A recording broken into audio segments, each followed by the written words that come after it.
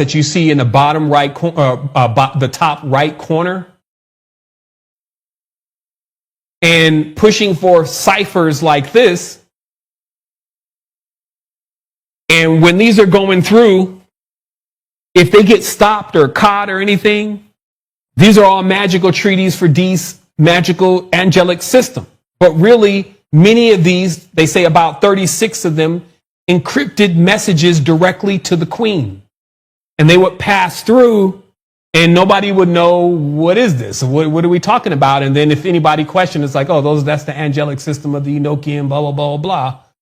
And in the end, these were messages directly to the queen.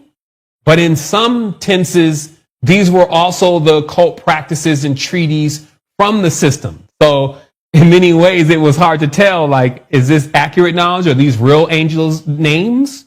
Or are these encoded messages, which is why the angels sound so strange? Because that was the main thing that I noticed right off when going through the lexicon of the names of the entities that he was supposedly evoking, is that some of the names looked like none of the entities names that I've ever seen. And that's what started making me speculate that many of these entities' names were not, in fact, names of entities, but were something else. And then I wanted to know what that something was. But my logical route was to first see if any of these weird names had been mentioned elsewhere. And it turned out that they had. And that's when I was, in that way, kind of on to the whole thing. So let me just kind of show real quick the verification of that. Oh, there it is. Okay, so stuff is in kind of an order. It's just a shifting system that's weird. So it turned out that there was a book written. Now notice, okay, let me change the time on this too. The duration is set. Weird.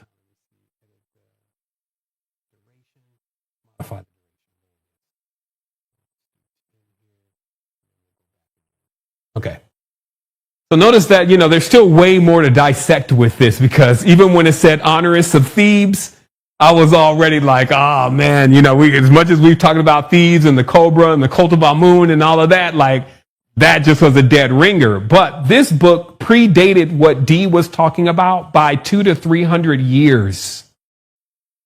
So even though later on, and even to this day, for many of the adherents of the system, they believe that the system was wholly created by John Dee. And this was also because he did change certain things inside the sigillum. That could have been because that sigillum that was changed was actually the one used as the cross cipher for the queen to read the messages that he was sending her, not necessarily that he was creating a new system. But that's what it ended up becoming, because everybody went with that, because there were only 3 copies of this book in the world at that time, and Dee had 2 of them, according to the text.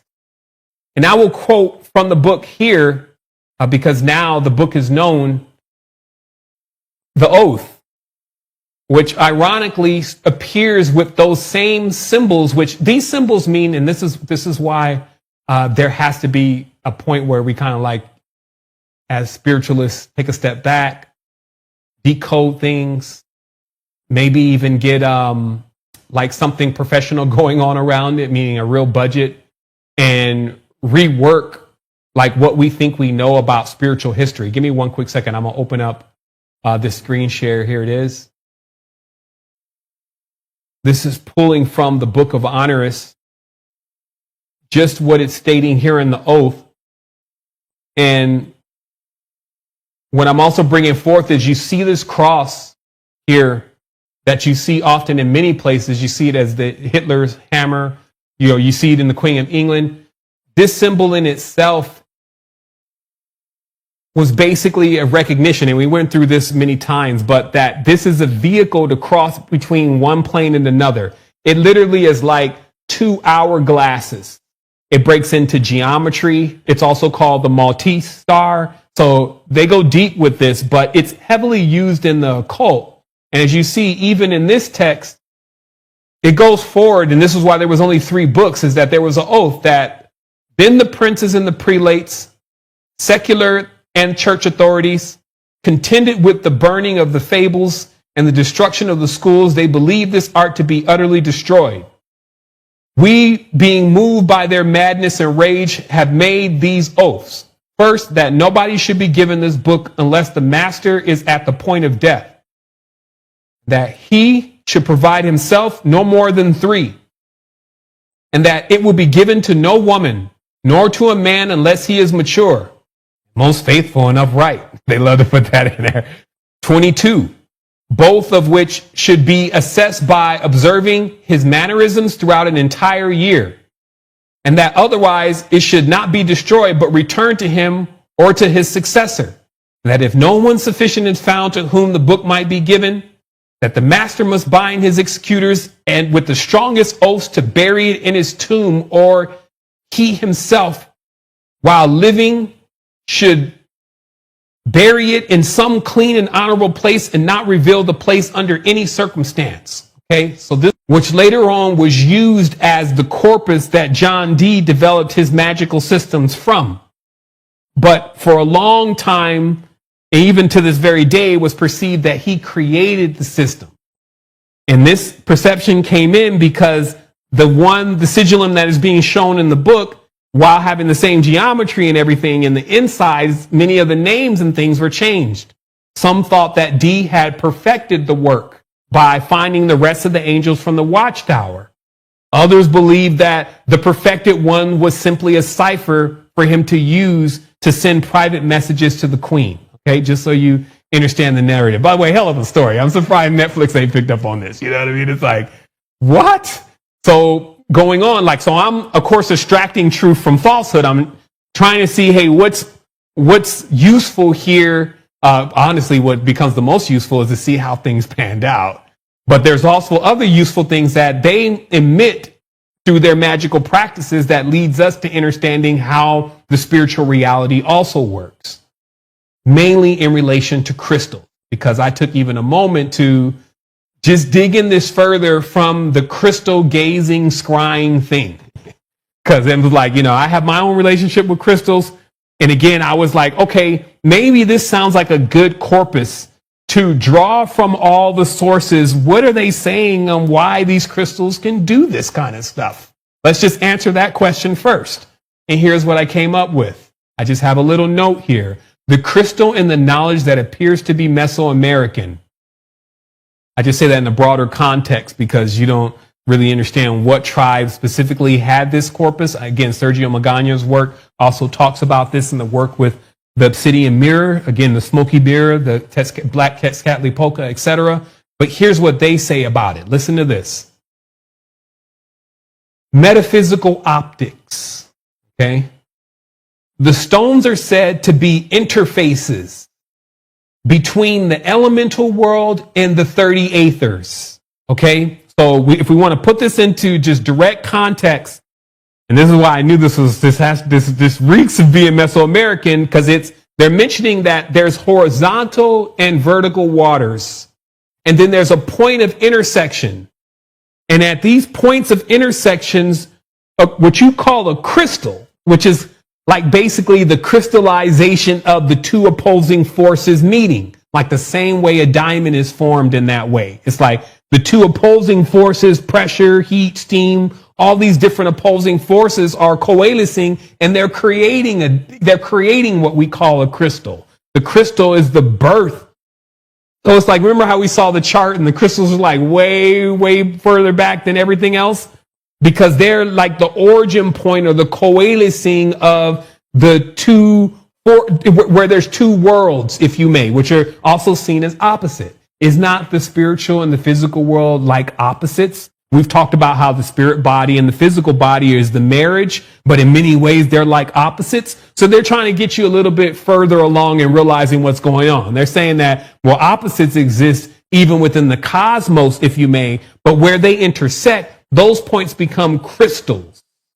And if you happen to have one of those crystals, and we'll go on here, that they become basically these interfaces to be able to see or communicate. Let's keep going. So it says an angel in April 1583, and again, this is all pulled from Dee's diaries.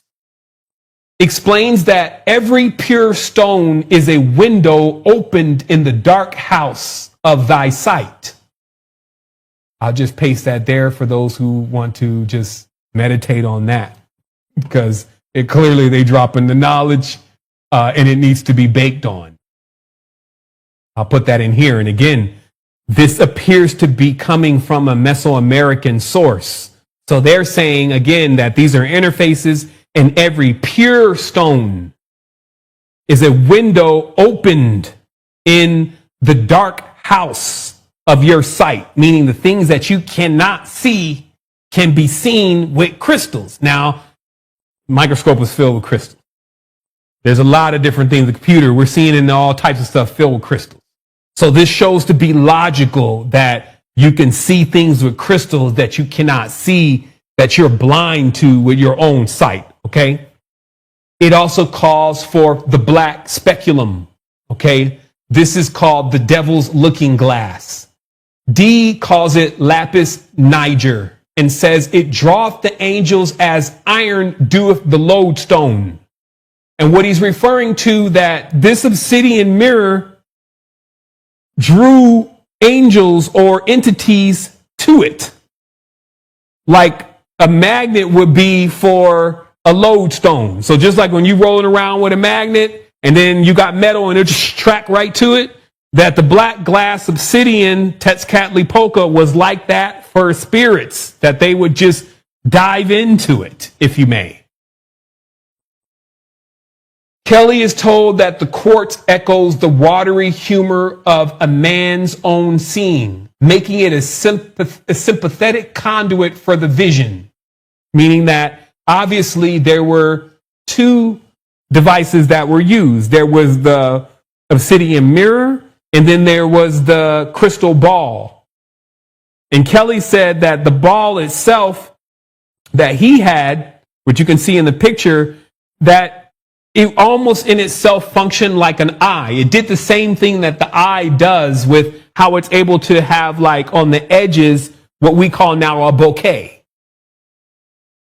And through this, you could see through your own eye other things. Okay? So it goes on that this is sometimes called Gansfeld plus hypnagogia, a featureless, reflective, or translucid field deprives the vision cortex of edges and color contrast. This, and then the brain's pattern completion machine. Excuse me. Let me paste this. Let me paste this first. Let me paste it. The brain's pattern completion machinery. Okay? Because remember, the brain does that thing, like when we look at stuff, it'd be trying to find the face. Look at the stars and try to find animals. That's the pattern completion thing that the brain does. That's called the Gansfeld, right? So they've done all the research on all this. But because in the crystal ball, there is no completion or edge, the brain's pattern completion machinery fills in the vacuum, generating a vivid, dreamlike imagery that can be projected onto that stone surface. So it's like, as you're looking into it and you start looking into your own eye, and I had a perfect picture of this, because it's like what happens with phi is that you start losing where is the beginning, where is the edge, where is the end. Let me see. I think I got it right here. Is this the one? Yeah, this is the one that moves. Let's see if it's going to move here. No, it won't even let me open the file because it's a WebP file. Let me show it on the screen real quick here. So let's see. Close it and open it up in this other one. Okay. So I happened to be looking at this the other day when I was doing the research of, something else that I was working on, or funning on, as I call it. And as I started watching this, I started noticing that you can always see 3 levels at a time, but never 4. And then as I started watching it even further, I started realizing that it was more of like I was going down a stairway than that I was just looking at squares and triangles spreading out. But this took time, and which reminds me of why, the spiral and hypnosis and all that has always been synonymous. But it took time, that after watching this, I felt like something was expanding, right? And that there was more knowledge here. And this is why certain powerful symbols in themselves become the knowledge. But what I'm expressing here is that there's this thing that happens with the eye where it shifts.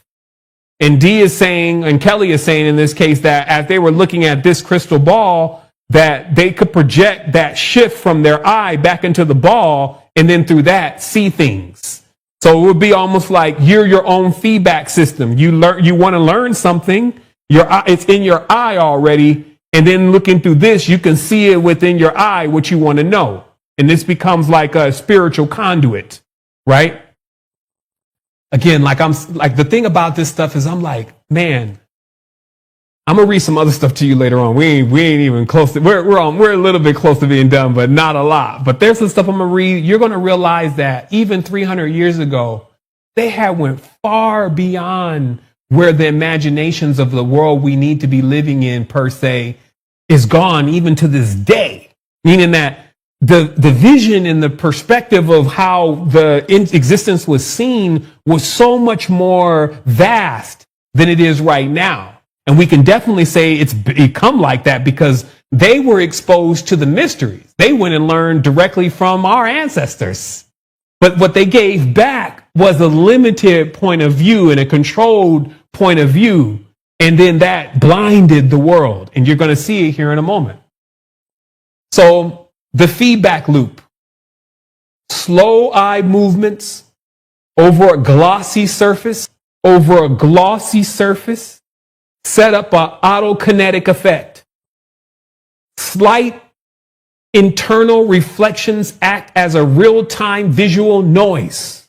So you will see in this, when you start thinking different, things will shift inside of the reflection, proving that somehow you're controlling the reflection.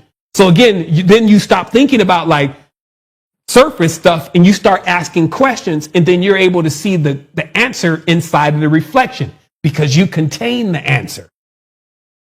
So it goes on and it says that this noise giving the imagination raw material to organize into faces or symbols or what's called pareidolia, right? Which is again that ability to see within things, right? And I'll give that term here. So the astral light carrier. Crystals hold vestiges of the first light. Why? We already showed why. Crystals been back so long, even when you can think of the spark of creation, Crystal was there watching it. So in this way, the crystal holds vestiges of the first light. So they call that the angelic intelligences. And this is why I said there's a demarcation between the modern angels that they're talking about now, which is the eidolons and weird words, which is something that I'm going to talk about later on. Is there was actually words that were known to be misconfigured in the aethers, and those words became the demons, while the angels or the benevolent ones became the perfected words, which balanced out the perfective numbers, right? But this system gets completely destroyed later on, but this is the source of them, the understanding of that the angels came before man and that they were perfect. But this still gives us this winged creature, you know what I mean? And that's not what we're talking about. Crystals are the angels. Clearly. But this makes sense. Since last time, what were we talking about? Because there's 7 angels of God. But then we start looking at, hey, there's this crystal symmetry, and all the crystals either roll into one of these symmetric patterns.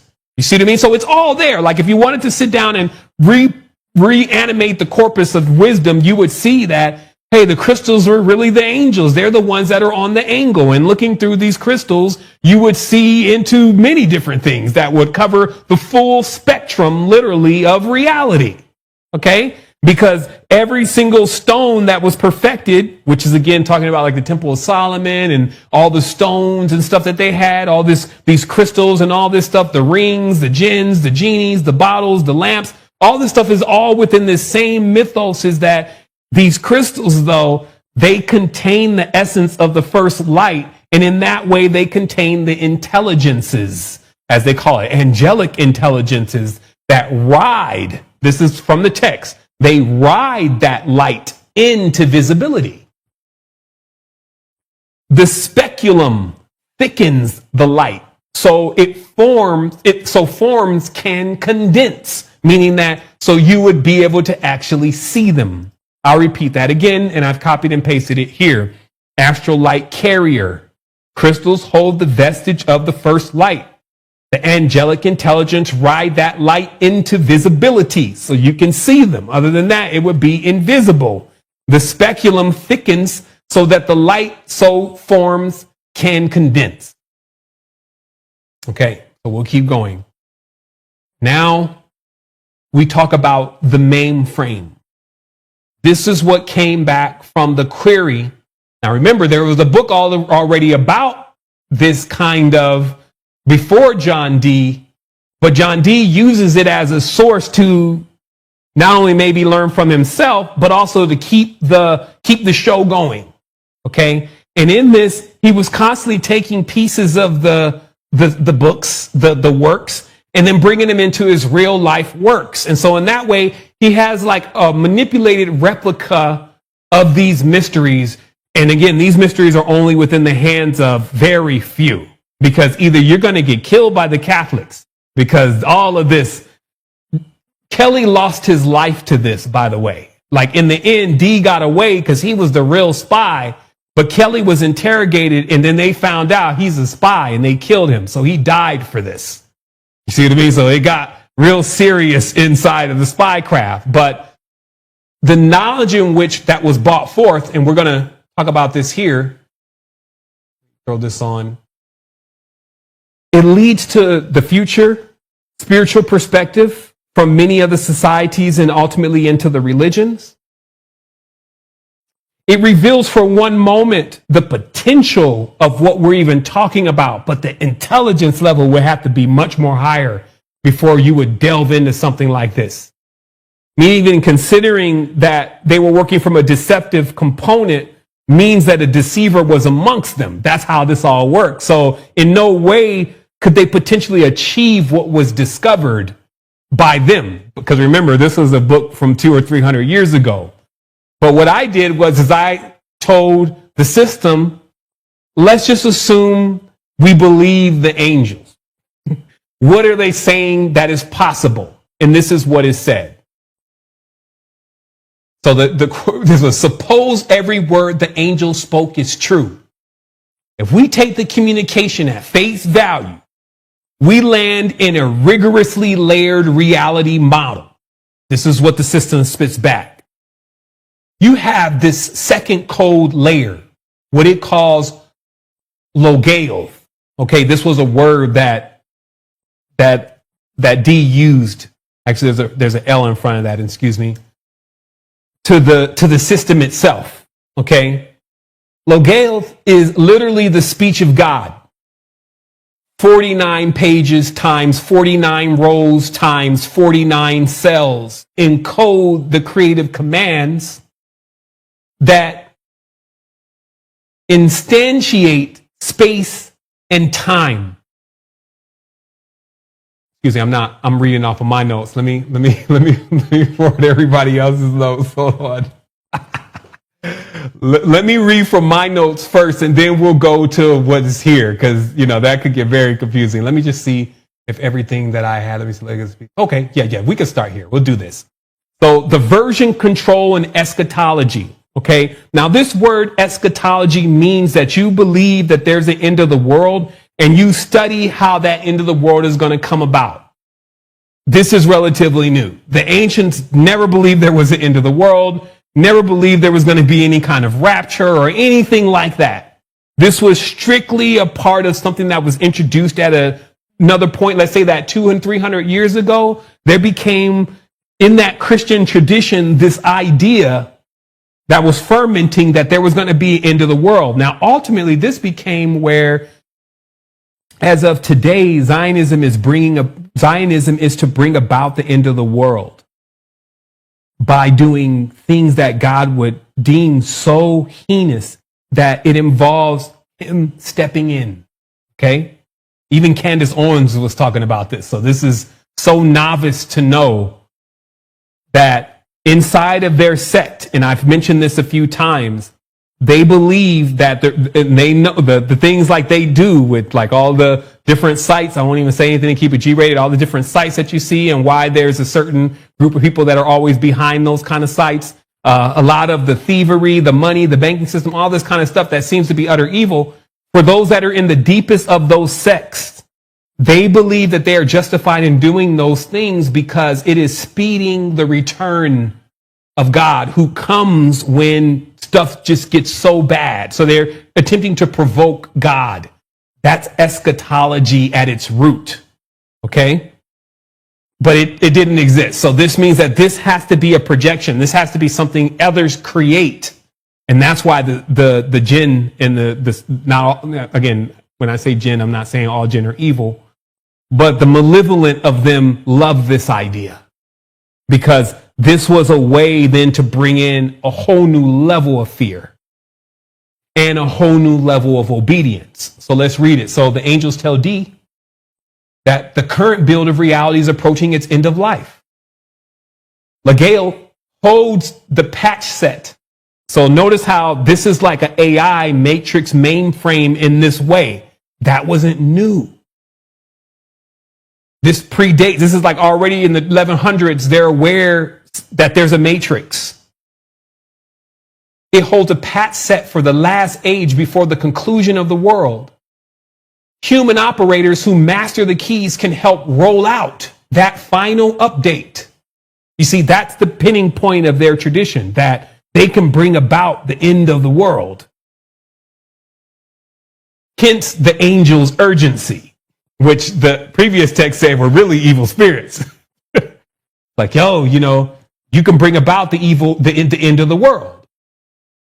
So it goes on, and it says the source code layer. Legalth is literally the speech of God. I read that earlier. 49 pages, 49 rows, 49 cells encoded with the creative commands that instantiate time and space. Each cell is polysemic. So the grid functions like a multidimensional array, holding every possible law of nature.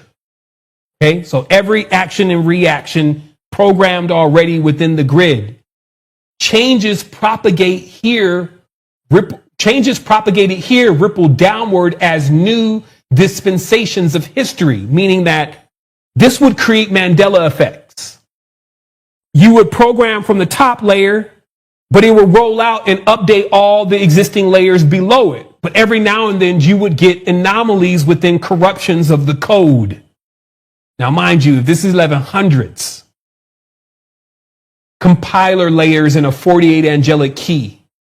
The keys are executable calls. This is why they mention that, hey, angels are more like computer programs than they are like living, breathing entities.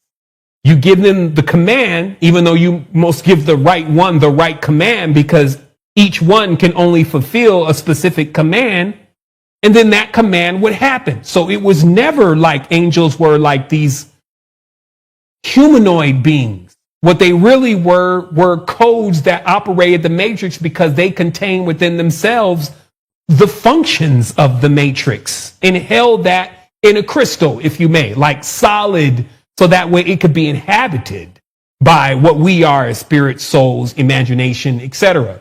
So it goes on. The keys are executable calls that compile Legal's code into specific output. Keys 1 to 18 address the Watchtower tablets. They compile elemental qualities, plasma, gas, liquid, solid, plus directional vectors into stable matter-energy relations. Key 19 is a master routine that compiles sectors of the aethers, granting the operator read and write access to higher dimensional memory blocks. Okay, so you're traveling now through the cosmos and coming into the process of realization through a procedural mathematical quotient, ma'at. basically, that you're even to expect what comes next and know what comes next based on what are the numbers present. And you're also sitting in the framework, like where we're in the body. We're sitting in the framework of the master code. So you're basically programming your reality. It goes on. 4 27 by 27 cell matrices.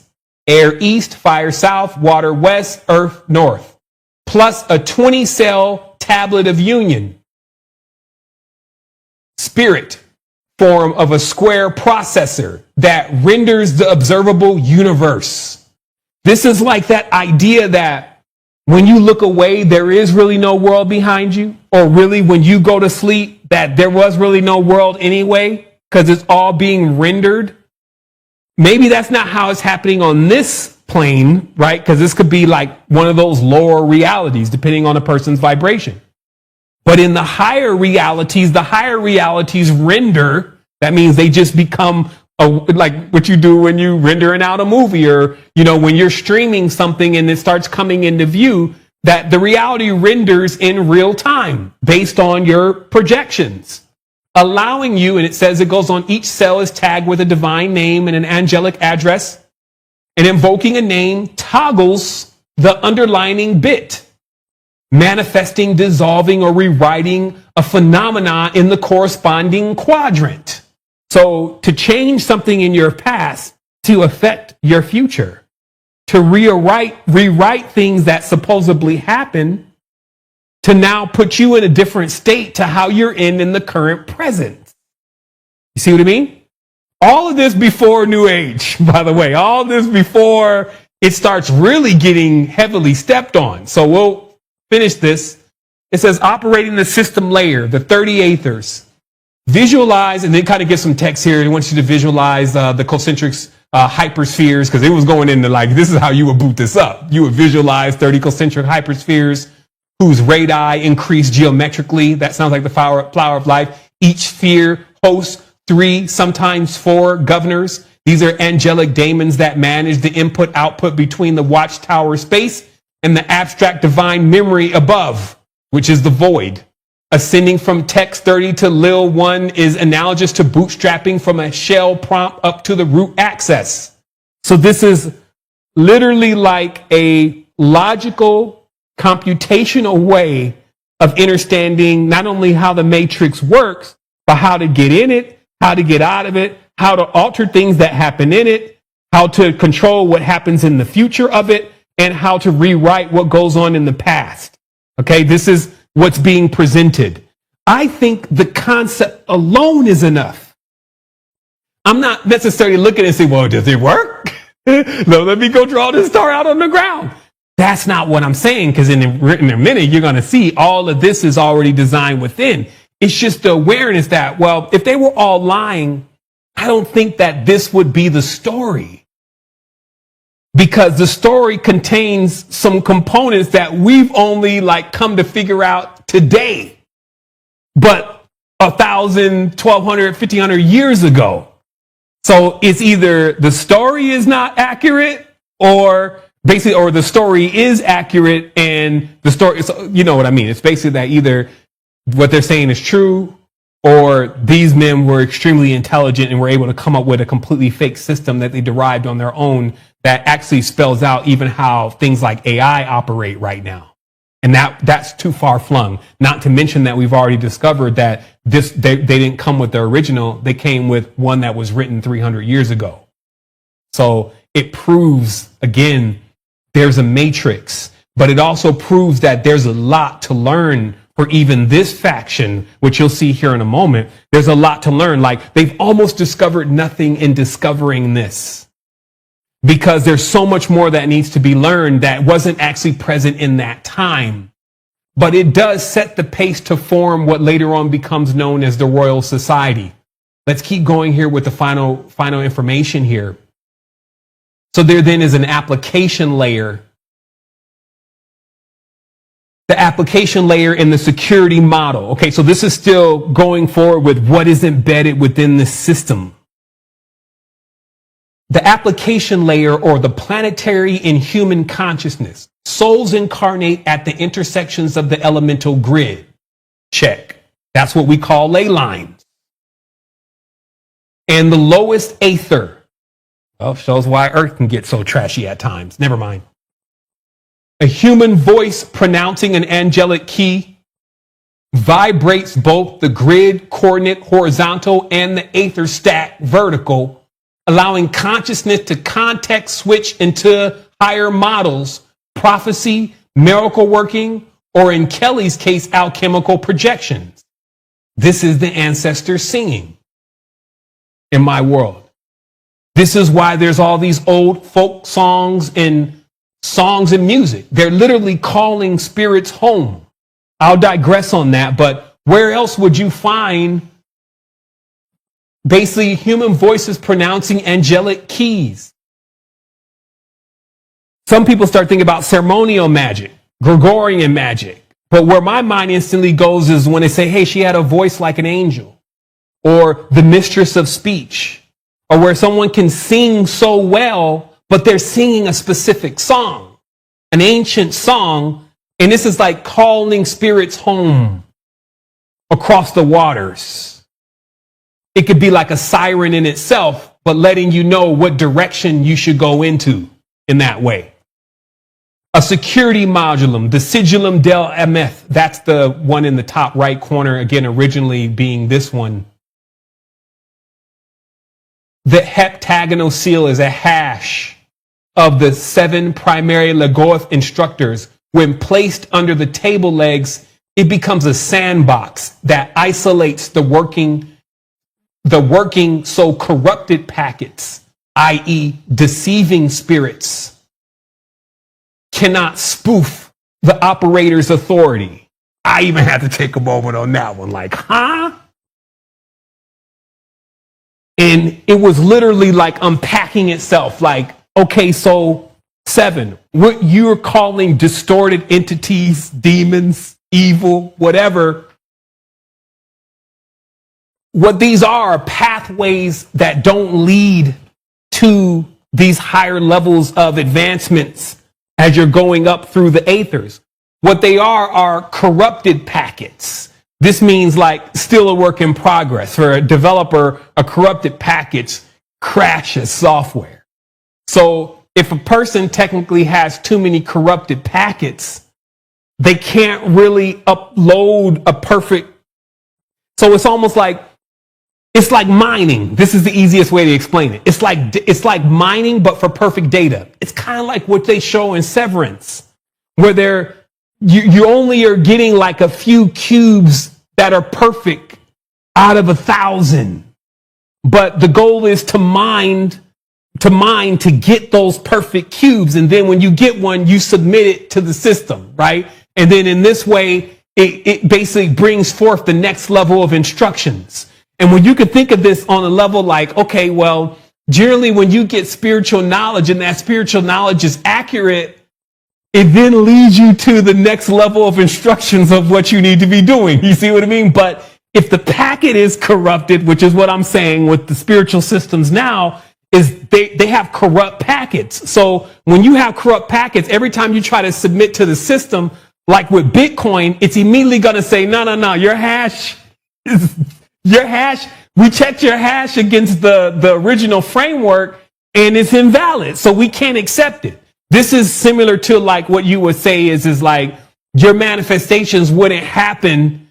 The angels wouldn't grant your prayers because the packet that you're using, the packet system is corrupted and bears no witness to the original construct. So it's like you submitted in a code, but your code is corrupt. It's like, we don't understand what this means as an angel, like perspective. Like, I don't understand what you're asking for because you're speaking in like corrupt packets.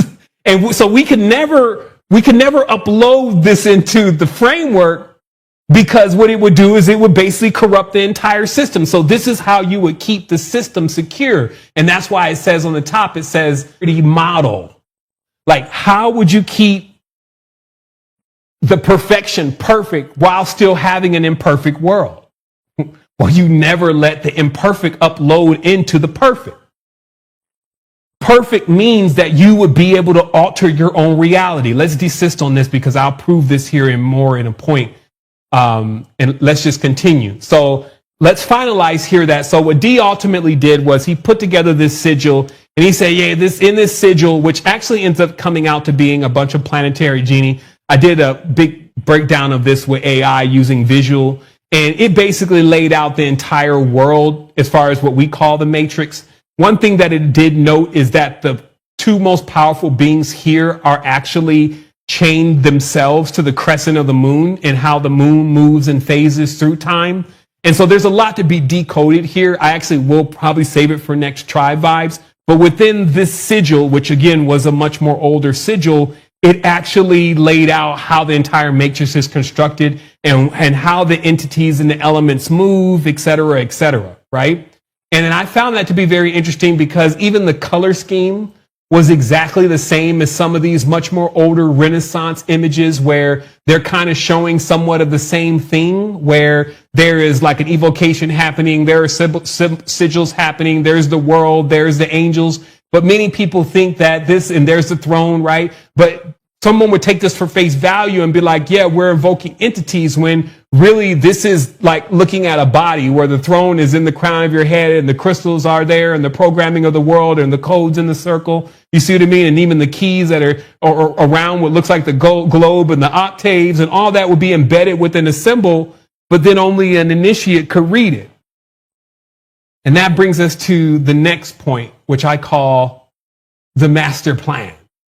And I've been working at night. Okay.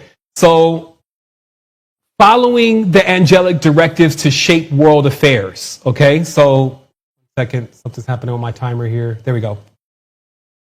D genuinely believed that the angels and the messengers directed human agents, monarchs, scholars, occultists to advance a unified Protestant front.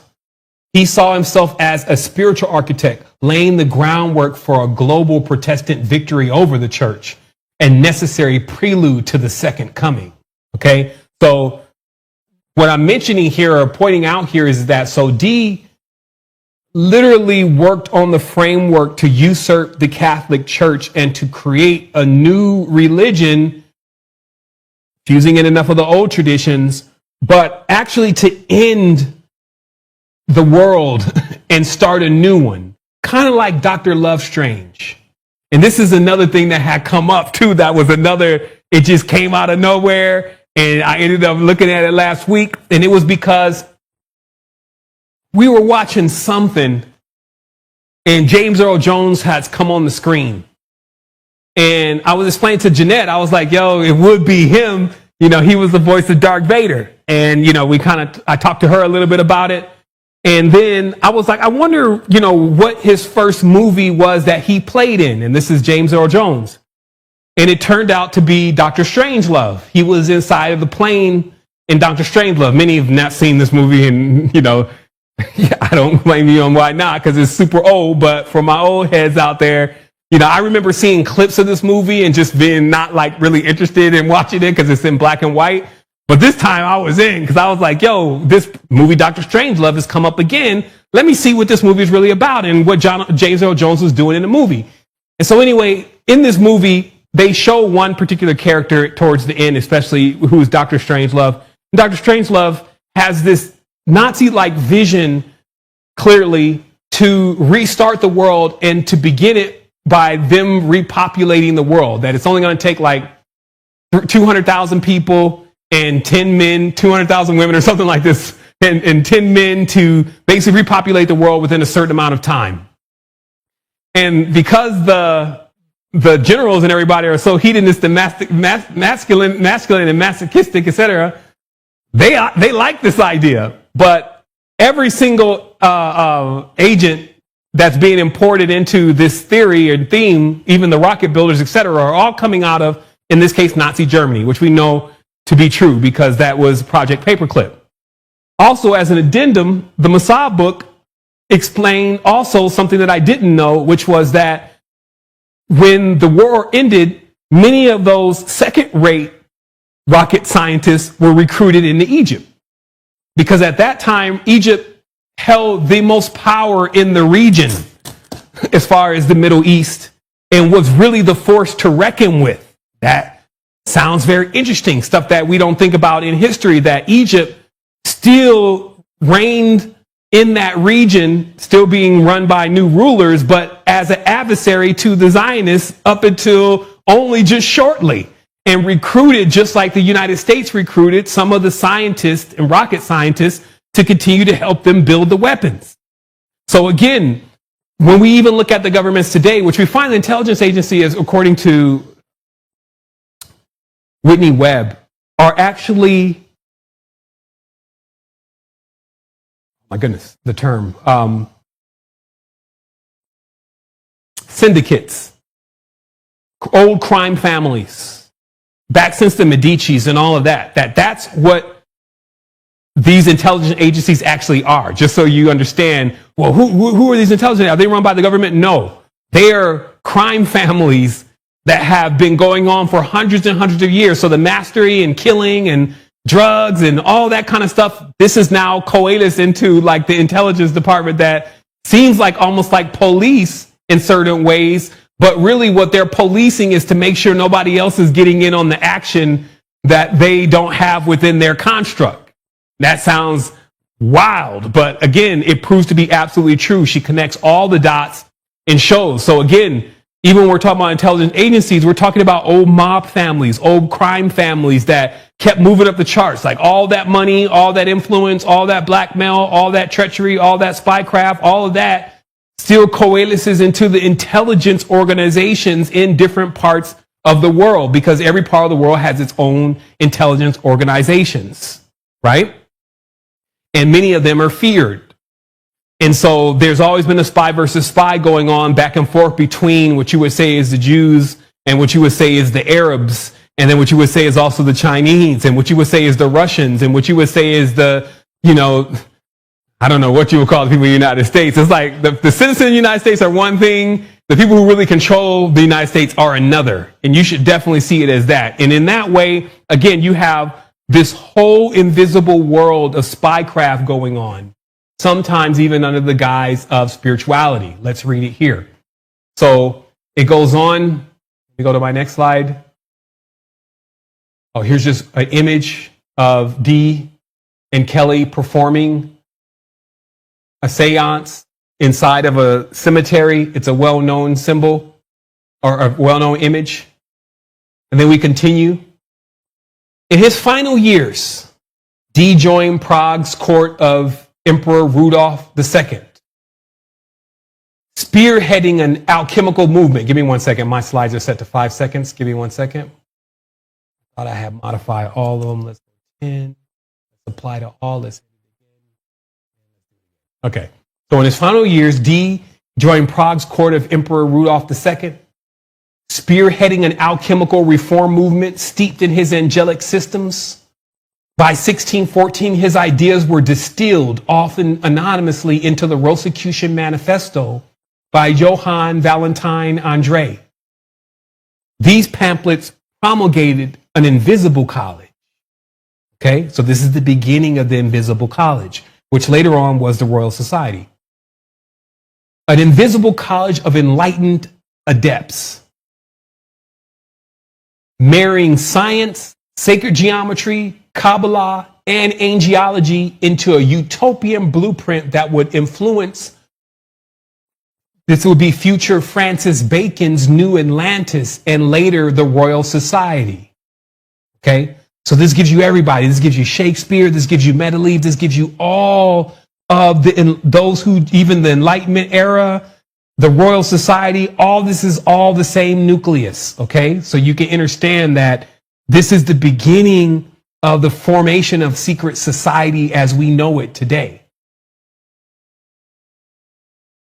André's works and Bacon's utopian vision seeded networks of esoteric lodges, proto-Rosicrucian Masonic, then scientific, that covertly steered intellectual and political currents across Europe and eventually the Atlantic world. In Dee's hands, occult communication became statecraft, and a hidden architecture of symbols and societies aimed at remaking Christendom into a Kabbalistic Protestant mode, the Invisible College became the Royal Society.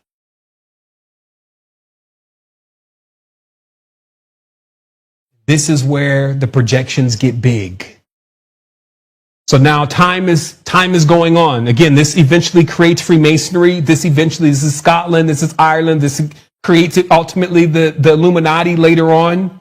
But there's a lot of overthrowing. Because remember, the D in the beginning was taking work from somewhere else. So this got out of his hands really early. Like now you have nobles joining societies, which became the Royal Society, right? So if we look at even the Royal Society is even up to this very day. So this is not like something that, it's like, oh, and then we don't know whatever happened, right? So even here, okay, I see. There we go. So even here, we see the Royal Society of London, right? And it's still going to this very day. It still has a treasurer, still has all the fellows. It still has all the secretive initiatory things happening. It still has all the knights. It still has the kings that were in league with it. It has some of the most illustrious people that are known inside of this modern, especially European history, like Sir Isaac Newton, right? So all of the context to science that we know today is coming from this faction. They were spending millions of dollars in earlier times building this whole construct. Even Stephen Hawking was a fellow at the Royal Society, right? So it goes on and still goes on with people that have gotten Nobel Peace Prizes, etc. But where did it all begin? Like now it looks like almost like a museum, and people speak of it as that, well, the Royal Society, all the fellows and the gentlemen, and they make a couple movies about it, right? Which are like, fanciful movies like James Bond kind of stuff. That's all the Royal Society kind of stuff. However, this goes way more deeper, and it actually is at the core of the spiritual beliefs of today. And this is because, and I'm just going to read this off, and then I'm going to have one final thing. But I want you to know the logical progression here. So we have John Dee's Enochian blueprint, right? So he becomes the advisor of Elizabeth II. He uses the Enochian magic and occult communications with angelic intelligence to craft the Kabbalistic blueprint for then the global Protestant hegemony, which again later on becomes the root to all the secret societies, a framework entirely foreign to the early New Testament teaching. So he completely overhauls all of it.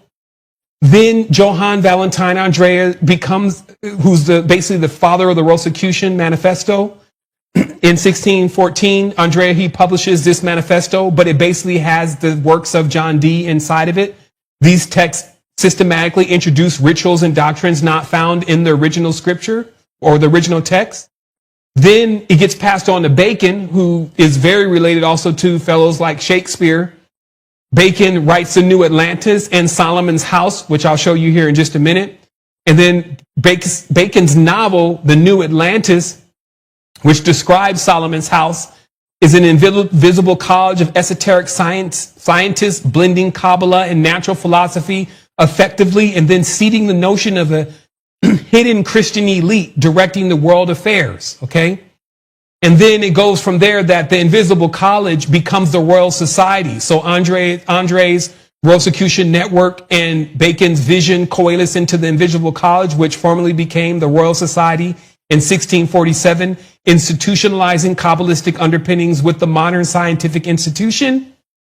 And then Manasseh ben Israel in the Hart-Lib Circle in the 1655 in the Whitehall Conference with Cromwell. And this is the whole breakup of the English Empire, where King James basically loses to Cromwell.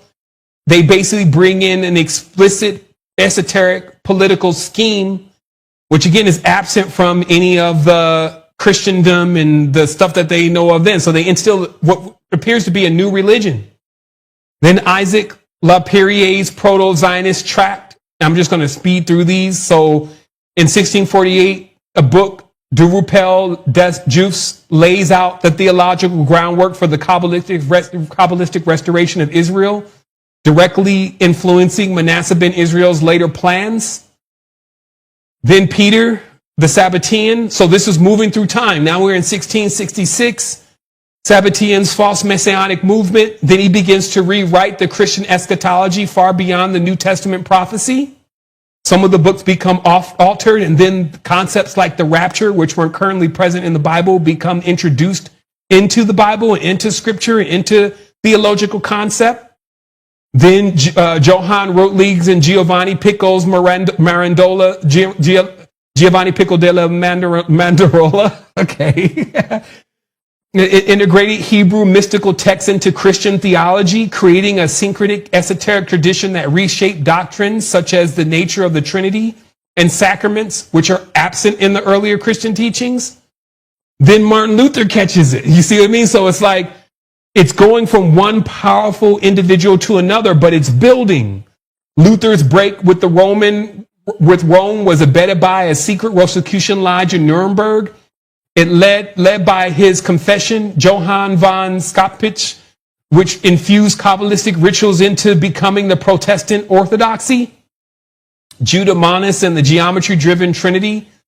Harvard's first Hebrew professor, he goes in, I'm not going to just keep going in on this, but this eventually gets to Manly P. Hall's American occult myth-making, which is the 20th century occultist Manly P. Hall declared America as the living fulfillment of Bacon's New Atlantis, perpetuating esoteric Kabbalistic ideas with the national mythos rather than based on scripture. Then by the end, the date was incorrect, I double checked it, but 70 million shekels then went into the labor unions, the academic groups, the religious Hillel emissaries, and they waged a war on consciousness via digital propaganda and shaping the online reality far behind any biblical framework, right? But it was to push this one idea. And this idea, which was the idea that you can say that just like in the movie Dr. Lovestrange, there were sympathetic ears to this idea. And you're going to see why. This is the projection in which he creates. To me, this is the pinnacle of the speech today that I'm having with you. This thought experiment is to see how, again, all the concepts since they began, even with Dee's projections, were all big. This is what made it so easy to be adopted by people who control things, the royals, the ruling parties, because it was even bigger than the ideas that they had conceived. So this is what I was saying. The bigger vision always wins. So when you create a vision, you should make sure it encompasses some of the most important things in the reality. So this goes on of a projection of a vision called The House of Solomon by Sir Francis Bacon. And this is published so you can read this. Erected by King Salomona as an order or society, right? Which for sure, I see more and more that Solomon as a term is the code word for this society because it puts things onto a certain side. Solomon doesn't connect into the Arabic traditions in the way in which all the ancient kings do. It's like an offshoot code word for, we're talking about that, basically the root in on Zionism. That's code Solomon, okay? The noblest foundation that ever was upon the earth. The projection starts big. And the lanthorn of this kingdom, it is also called the College of the 6 Days of Work, alluding to the biblical creation week. Strategic isolation. Salomona banned ordinary overseas travel, but every 12 years dispatched 2 royal ships, each carrying 3 fellows of the Solomon house, whose only cargo is books, instruments, and patterns of every kind. Peep how they be on them patterns. Gathered worldwide, trading only for God's first creature, which was light. So they traded for light. I can't even go with you on that right now.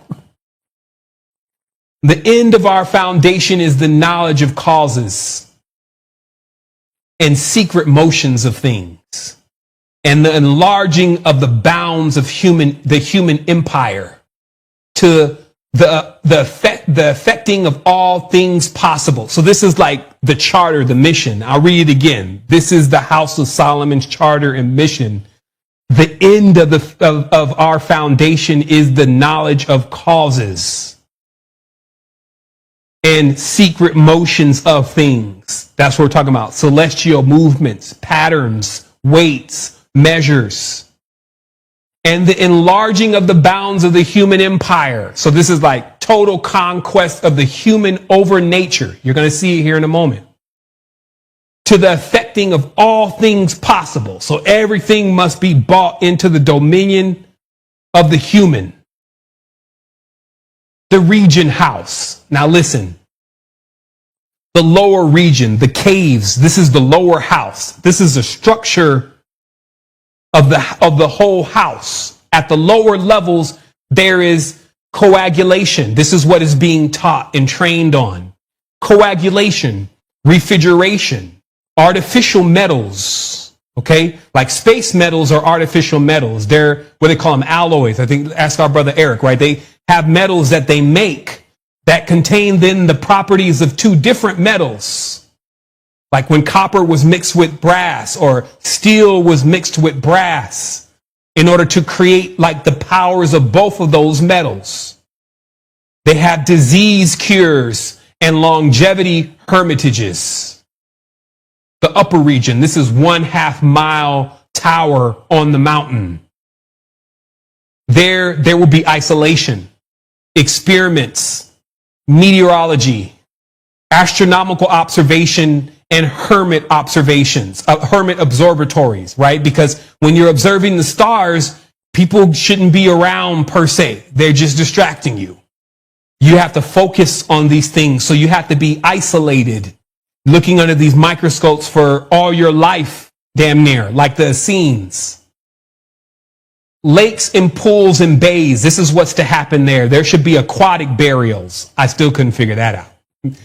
Desalination, salination, sea air laboratories, artificial wells and water of paradise, mineral springs, medicinal infusion, and life extension water. Meteor houses and chambers of health. Controlled snow, thunder, lightning, air quality therapy rooms. Baths that cure disease and give bodily strength. Orchards and gardens, off-season fruiting, grafting, new plant creation, and medicinal botany. Parks and enclosures, vivisection, resuscitation studies, poisons, selective breeding, and hybrid animals. Dispensaries and diverse furnaces, pharmacology, long fermentations, graduated heat regimes. Perspective houses, optics, color science, telescopy, microscopy, light synthesis. Sound houses, quarter tones, voice synthesis, acoustic engineering, long distance sound. Now remember, we've been talking about some of this. We've talked about the anomalies and the curved roof. You hear the voice in your ear. Spoke on how, as acoustical engineer in an amphitheater, you know about all these little weird quirks with sound. So they've surmised an entire vision where all of these sciences and even things that you haven't really thought of would be all within a house, would be all within a new facility that will usher in a new world. And the new world would consist of these things. Perfume houses, artificial odors and flavors, and gastronomic chemistry. This is like Willy Wonka. You see what I mean? Like every single taste that you can think of can be artificially induced and created within engine houses, high velocity projectiles, perpetual motion, submarines, flight prototypes. So remember, this was a blueprint that you're starting to see this was checked off the list. But imagine again, there are things going on in the background where there is those who aspire to reach these levels. And again, things are getting checked off the list. They got that high velocity projectile for sure down pat. They were using those yesterday. But I'm just saying, this is not mythological. It's things that they perceived would automatically be possible based on what they discovered as they're sequestering all the knowledge from the land, because that's what the Royal Society did. That's those pictures I was showing earlier where you get these super extensive charts and you get these drawers with every single creature in the world inside of them. But the goal is also to understand how it's made and then to even alter it and to create hybrids of it, not only from the metal, but also to the animals even. And even the sensory system, as you'll see here, mathematical house, precision instruments for geometry and astrology, the houses of deceit. I love the way they call it that. The houses of deceit of the senses, controlled illusions, anti-hoax training, like how not to get the rabbit pulled over you, what is the wool pulled over your eye, an anti-hoax training. Imposter strictly forbidden. Imposter strictly forbidden. Right? So finalizing here, we have the region house, the lower region. I think I went through this. Let me see. Coagulation, refrigeration, caves. Yes. So this is the finalization of the projection.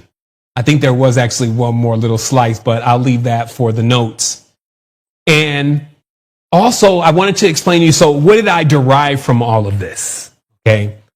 What I derived is that I need to set up a new system, first of all. I was like, okay, I'm going to make it one of my agendas to, one, first of all, restore the antiquity without any judgment. Remove all the characters, just bring forth the sciences, if you may, because it's getting a little murky, especially within the secret societies and the cults, and also because they fight each other so much, Arab versus Jew versus China versus all of the scriptures in relation to these mysteries are almost completely personalized for each culture, and thus omit certain mysteries or become all out confusing for somebody else from another culture. So I have to go to the basis. So then I started researching what would be the basis, but just me and AI. I actually mentioned to AI that I gave it things like the numbers that we discussed, the cyclic numbers. I gave it things like prime numbers, which I come to find to be also a big part of the code that was being uncovered within the sigil, is that they basically discovered, and I have a picture of it here. Pull that picture. Come on, man.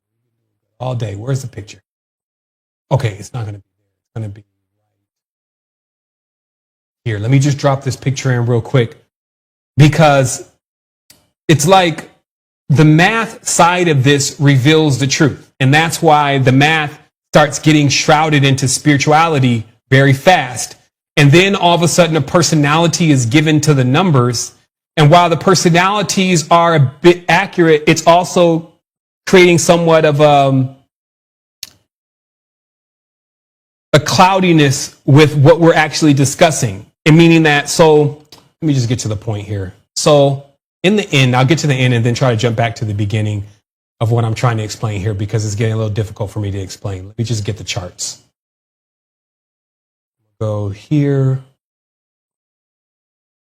Go here. Okay. Let me put this on the screen, because then it'll be along with what I end up doing with what I uncovered. So it turned out that language and math, what you would say is like gematria, math, Fibonacci sequences, prime numbers, planetary mathematical squares, etc., all are revealing a code. I can't say that I was successful in completely extracting that code because there was an error in the data.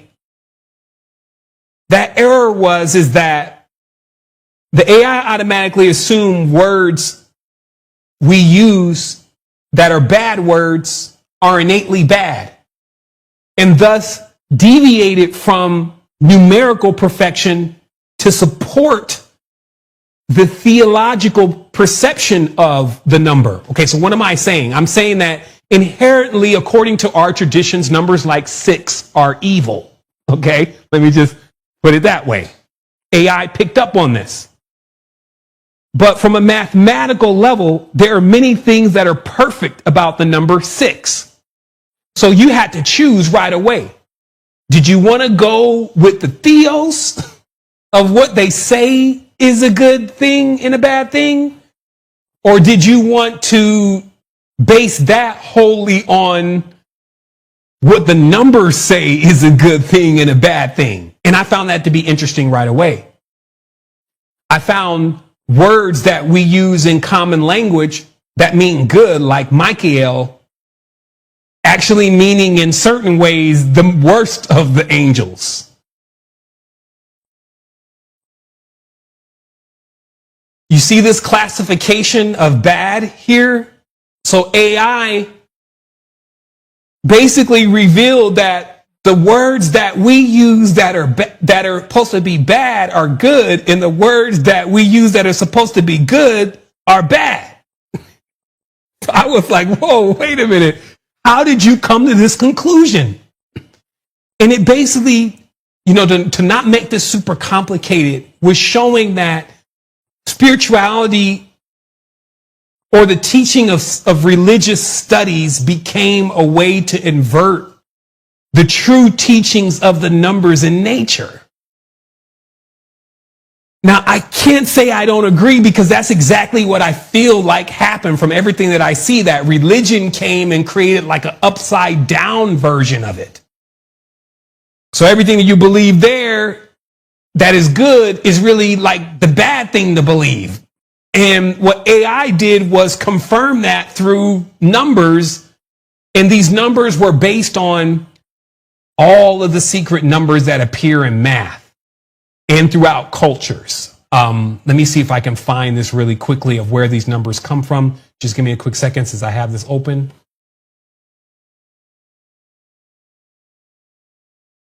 That the numbers are pulled from here. Meaning that when you want to understand what is the basis, Sevan, of what would be a good and a bad, what are we basing that on? Because that's what I was strangling AI. I was like, yo, how can we insist that there's a good and a bad? The AI was saying more of like, listen, the creation is literally good and bad, or literally two opposing forces, which we've come to learn. And creation happens at the intersection points. But what had already been discovered in math is that all prime numbers and all auspicious numbers intersect at a certain point. So thus, if you took all of those numbers and then mapped them back to the language and then used that as a way to determine whether the word was good or evil, what you would end up coming up with is something like a scoring system, where certain numbers would be more powerful or names would be more powerful than others, while other letters and numbers would make it different. You see what I mean? And that what there was a constant thing going on is a way to actually find the most powerful letters and numbers that were still good. And I crawled over this for a long time. First, extracting the most beneficent and the most wicked words. And on the wicked side, ranking all-time number one was mammon, which happens to be the biblical word for money. It's called out as mammon. They say, hey, you can either serve God or you can serve mammon, right? Now, again, because the texts are so conflagrated, God doesn't offer you any relief either, but at least we have come to identify that the God of the world, if it was configured as a name, this would be his name. You see what, or its name.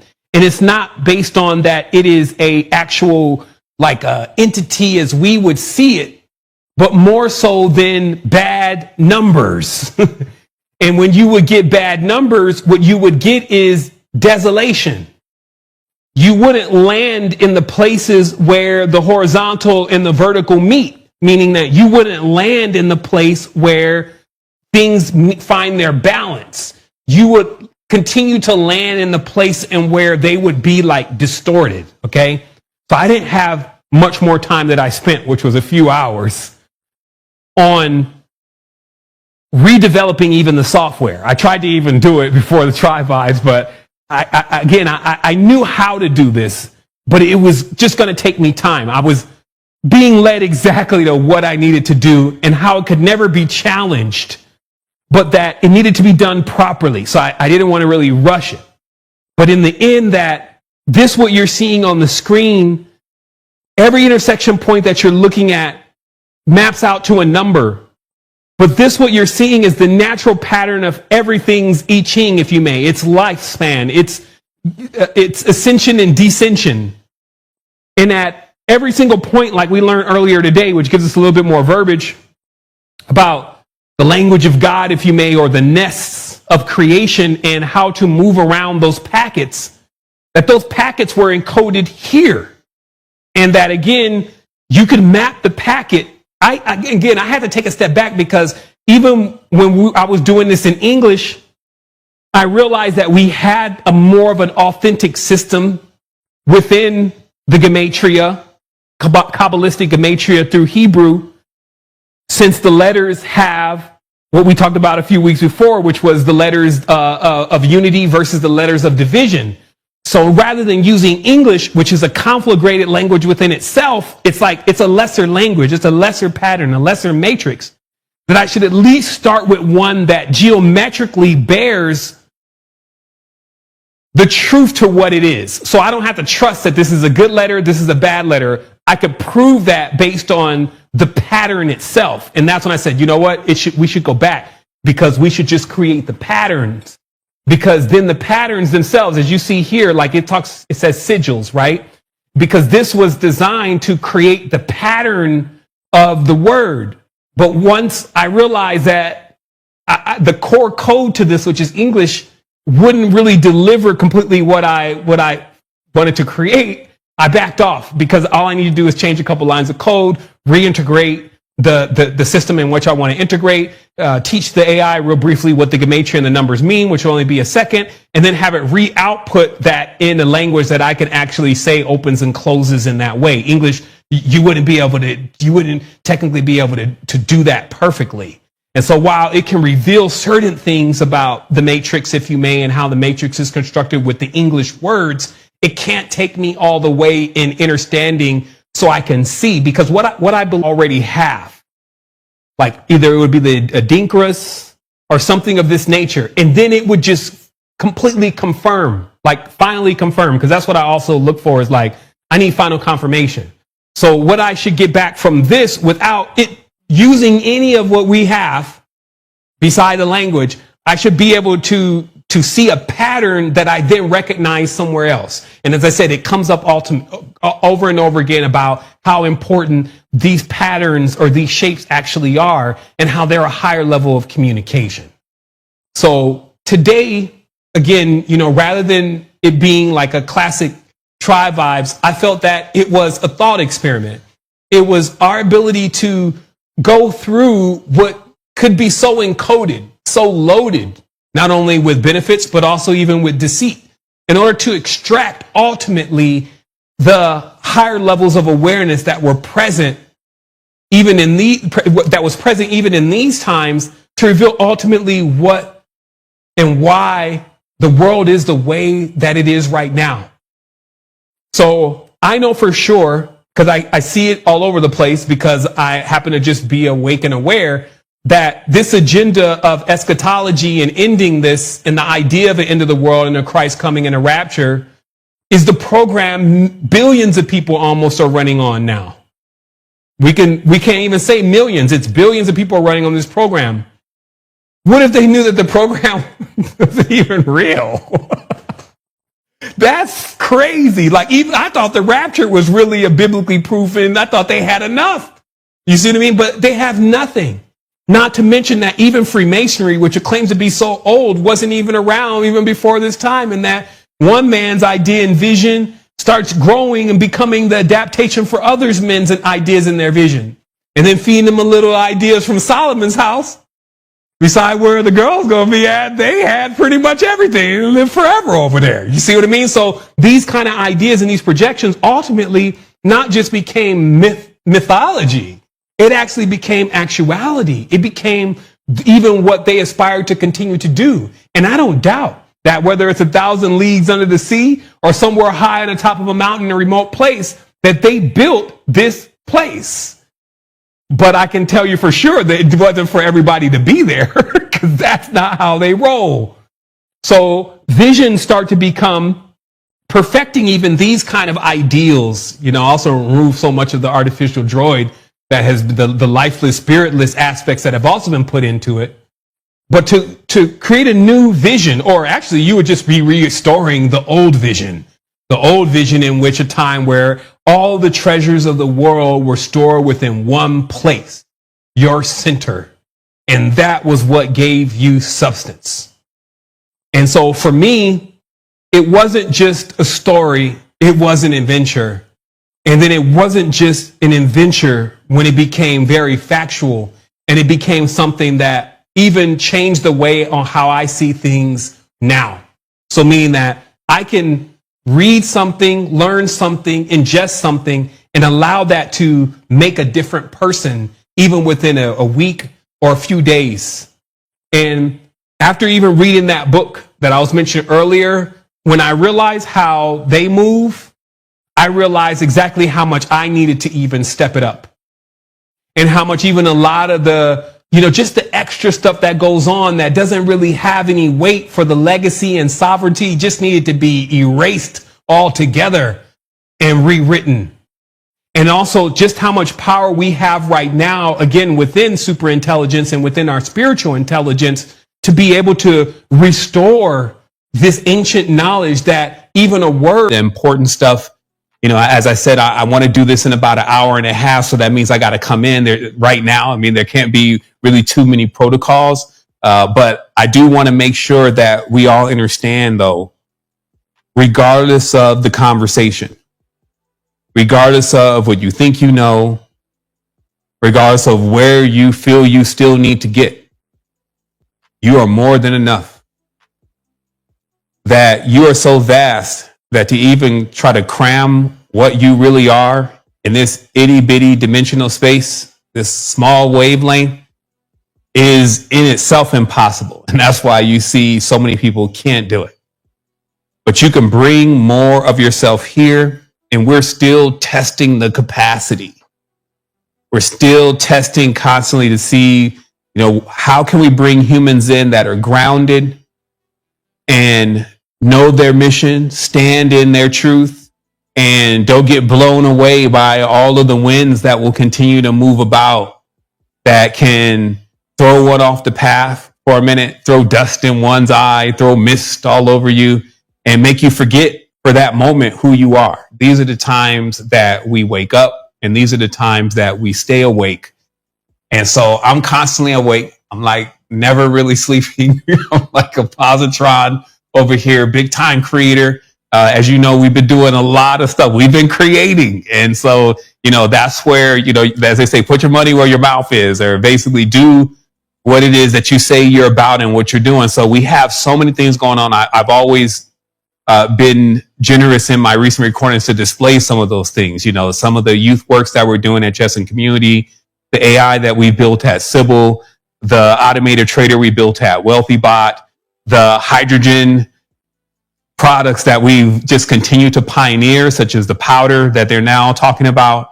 The new Hydroluxes even just came in yesterday, the brand new model with the digital interface and, the breathing apparatus. And so all of this is happening because instead of getting distracted with the narratives, or even bigger than that, instead of bowing down to the system, especially the spiritual religious systems, etc., instead of, trying to find something else beside myself to fix a solution, instead of doing that, I just went right in, and it's working. And so what I'm also here to do is I'm here to explain it to you. It's one of those things, and that's why I'm here today, that I said, hey, no matter what, as I said earlier about there's people who are, they'll serve something regardless. Like they'll grovel at the feet and all that kind of stuff. We'll be here when they wake up. Basically, that's what I'm saying. This message, this knowledge, this energy, it'll be here when they wake up, because it's a foundation It's a station, as we learned about, something that one can really gather themselves and actually center themselves and stay on the balance. So that's what we built. And that balance comes with also not being naive. It comes with not just the good and the bad, but also figuring out where the balance is. It comes in shining the light on everything and saying, look, I can handle this truth. And it also really involves going within before you can even try to interpret what's going on outside of you, because in many ways you will be wrong. So again, in this conversation, even today, I'm going to have to generalize, because that's the way that we talk. That's the way we speak. That's the way we understand things. And most of the time I do address the majority, but I will always say, you have to leave room for those who also come through their experiences and grow from their experiences and what they call evolve into something else. And so there's always room for that. It can happen at this moment. So even if some of these things that I'm talking about kind of hit like arrows, remember, it's not directed towards you. It could be something that's around you. But I'm speaking this truth, and I'm going to continue to do that. And I can trust in that truth. And as I always say, in the end, what remains will be the truth. Now, I want to, kind of develop this segment, when I pop up into, these builds, just to also cover some of the powerful things that I've not only revealed in things like Tribe Vibes, but also in the past. Because when you're on this like 16-year stint, it's like, that's a lot of time. Like, some people don't even have kids that old, right? So the reality is that there's going to be things that I already discussed, already completely disclosed, already just went to the bottom of it and back to the top. And then I'll kind of like move on, because it's like, okay, I still gotta eat, I need my spiritual knowledge too. So let me get to that next phase. And so sometimes though, it's important, especially as a mentor, as an instructor, or, all the different roles that we play, to revisit, some of these hardcore maxims. So, that way, even those that are just coming in get that same